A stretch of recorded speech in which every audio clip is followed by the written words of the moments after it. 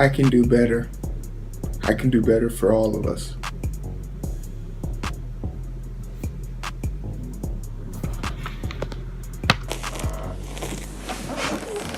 Now we're talking. This is what upgrades are supposed to look like. That boy, sexy right there. I tell all my rake it up, break it down, bag it up, bag it up, bag it up, bag it up, bag it up, bag it up, bag it up, rake it up, rake it up, rake it up, rake it up, bag it up, bag it up, bag it up, bag it up. I tell all my rake it up, break it down, bag it up, bag it up, bag it up, get up, get up, get up, get up, get up, get up, get up, rake it up, rake it up, rake it. So, it's been a long time coming, and we have a lot of things to cover. I mean, where do I even begin? We have Agent Orange running amok in the Oval Office. We have collusion with Russia, almost guaranteeing that this election was influenced by the Russian. There's a glacier the size of Delaware floating around somewhere in the sea. Black lives still don't matter. Flint doesn't have any clean water. And if that still isn't depressing enough for you, we have people making healthcare decisions who are not doctors. We have people who have never had an education or dealt with advanced education teaching, making decisions on schools.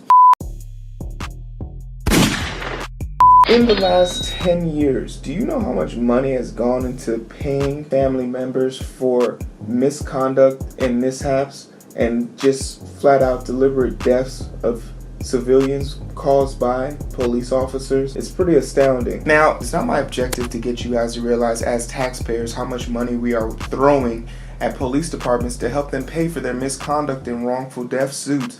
My objective is to explain to you guys how we can fix it. Now, in perspective, as a Republican or a conservative person, as a Republican's goal is to conserve as much money as possible so that it can be used on infrastructures within our community for an appropriate reason. But that's not the case. In fact, our taxpayer dollars are funneled into this. So in essence, we start by paying the officer, they turn and kill us, and then in turn, they use the money we've used to pay them to pay us for killing them. So then I begin to wonder, what is the true price tag of a black person's life? It's been statistically shown that there's an inequality that comes with not only our arrest rate, our death rate, and also the fact that the required punishment for an officer killing a black person is simply them getting a 2-week vacation and that family getting a paycheck. But that isn't right. So my question to you is, how do we go about punishing these officers who are somehow, some way infiltrating these departments and destroying their foundation, even making it even more difficult for us to identify a bad officer in the line of duty? Well, first and foremost, it starts from the inside. We need our captains and our sergeants to be able to identify these bad apples and point them out. And not only that, involve the union, keeping a registry like ETO, which I'm doing as a free service right now, but pretty soon you're going to be paying me money, bro. Align ourselves with these departments and get them to start infiltrating and exposing these bad apples. But in the event that we can't do that, we should allow another entity to dictate how we do this. See, if we start punishing the whole entire police department, like for example saying the Chicago Police Department should be held responsible for paying all financial debts to the civilians or the victims of families and abuse, that causes a backlash wave where there's good officers losing good money that they don't necessarily have to lose because they weren't part of that problem. How about we attack every officer individually?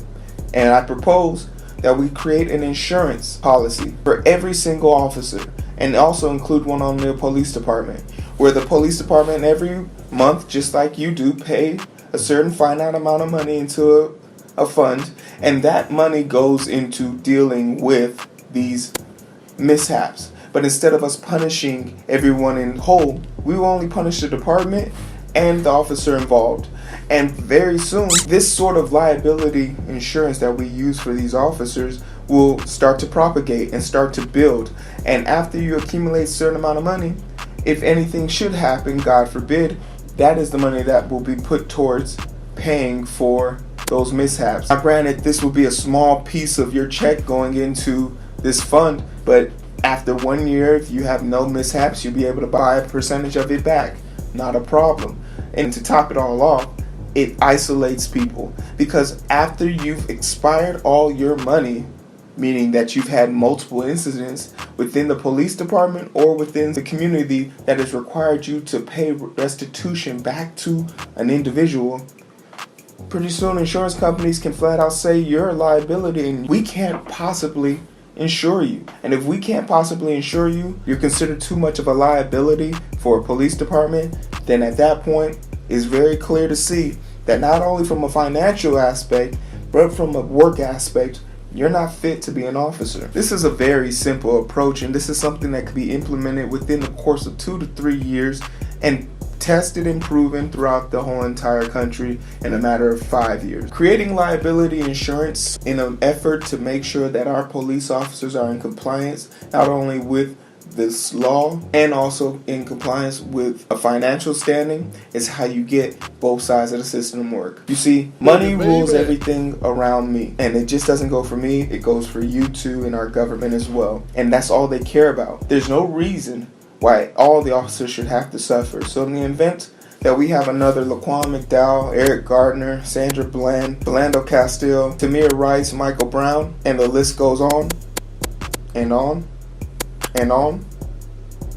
Let's not sit here and pretend and think that officers will stop killing us just because we make them pay fines. Let's add a punishment to this fine. Let's make it so that officers who are not able to get insurance through this liability fund don't become officers anywhere, because just like a bad credit score, it'll follow you everywhere. So you might be able to leave Illinois and fly to Florida and start your career again, but your insurance policy won't allow that because they'll have a number, an ID, and a way to find and identify you. Hey, thank you guys for making it to the end of this video. I greatly appreciate it if you gave me a like, share, and a subscribe. All the information will be linked below, and make sure you hit that bell so you can get notified for my awesome videos whenever they come out. You gotta excuse my audio. I'm still using my cell phone. I'll have a professional mic in the near future, but I'm working on getting my video much better. And if there's any tips you guys might have, go ahead and shoot them in the comment section below. But tell me what you think. Do you think officers, in an effort to help curve this negative trend that we've started to see, should have some type of liability insurance that would dictate if they were a risk for being an officer? Let me know what you think in the comments below. I'm gonna leave you guys, of course, with some words of wisdom.